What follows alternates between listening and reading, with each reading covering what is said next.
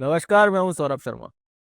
आपने ये कहावत तो सुनी ही होगी कि लहरों से नहीं, तकदीरों की मानिए। हमें अपनी तकदीर से पहचान बनानी है।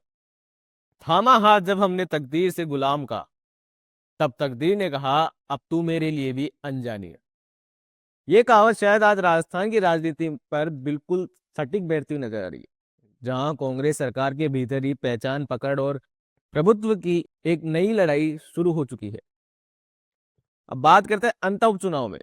कांग्रेस की जीत ने पार्टी को मजबूती तो दी, लेकिन उसके साथ शुरू हो गई एक नया शक्ति संतुलन का खेल, जिसने राजस्थान को कांग्रेस के भीतर तीन हिस्सों में बांट दिया।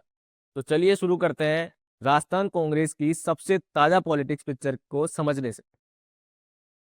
राजस्थान के अंता से शुरू हुई ये सियासी कहानी कांग्रेस के लिए जितनी जीत की खुशी लेकर आई, उतनी ही बड़े विवाद भी साथ लाई। अंता में कांग्रेस ने झंडा तो बुलंद कर दिया, लेकिन इसके तुरंत बाद पार्टी के भीतर तीन शक्तियां सामने आ गई। एक है अशोक गहलोत खेमा, जो अपनी खोई पकड़ वापस पाने की कोशिश में लगा है। दूसरा है गोविंद सिंह डोटासरा खेमा, जो जीत का श्रेय खुद पर ले रहे हैं।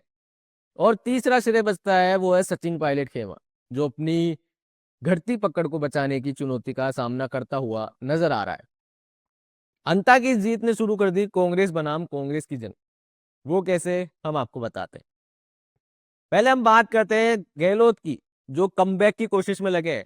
पूर्व मुख्यमंत्री अशोक गहलोत, जो लंबे समय से कांग्रेस हाईकमान से दूर होते हुए दिख रहे थे, अंता और बिहार दोनों जगह दोबारा अपनी पहचान दिखाने में जुटे नजर आए। पहले तो वो भाया के समर्थन में दिखे, लेकिन जैसे ही हार के संकेत मिले, उन्होंने फैसला हाईकमान का बताया। राजनीति के इस मोड़ ने गहलोत खेमे की नई रणनीति को साफ दिखा दिया। अब बात करेंगे दूसरी ओर कांग्रेस प्रदेश अध्यक्ष गोविंद सिंह डोटासरा। अंता की जीत जो पूरी तरह अपने खाते में डालने के लिए लगे दिखे। कह सकते हैं कि डोटासरा इस समय अपने करियर की सबसे तेज रफ्तार पर है, और अब ये साफ होता जा रहा है कि वो खुद को सीएम चेहरे की दौड़ में शामिल करने से पीछे नहीं हटेंगे। वहीं बात करें सचिन पायलट की, जो कभी राजस्थान कांग्रेस की सबसे मजबूत युवा आवाज माने जाते रहे, इस बार कई मौके पर कमजोर पड़ते दिखे। आपको बता दें कि सचिन पायलट को पहला झटका तब लगा जब हाल ही में चूरू से सांसद राहुल कस्बा का जयपुर मार्च निकाला गया, जहां कांग्रेस कार्यकर्ताओं का समर्थन बेहद कम मिला।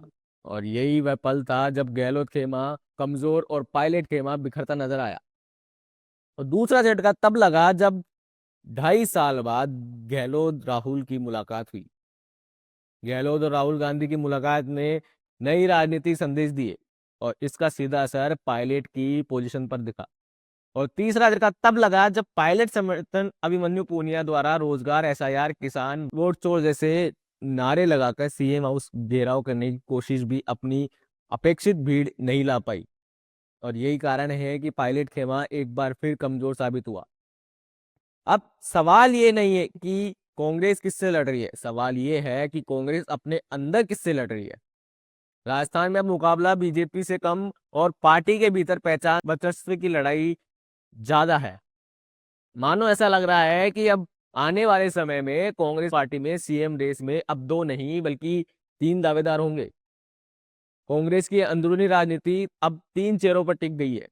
एक अशोक गहलोत, जिसके पास अनुभव और पुरानी पकड़ है, तो वहीं दूसरी गोविंद सिंह डोटासरा, जिसके पास संगठन की पकड़ और ताजा जीत जो अंता की है। और तीसरा सचिन पायलट, जो युवा चेहरा लेकिन कमजोर होती जमीन को मजबूत करने में लगे हुए हैं। इन तीनों में से कौन भविष्य में पार्टी को लीड करेगा, ये राजस्थान कांग्रेस का सबसे बड़ा सवाल बन चुका है। अंता की जीत ने भले कांग्रेस को राहत दी हो, लेकिन उसी के साथ उसने राजस्थान कांग्रेस को तीन हिस्सों में बांट भी दिया है।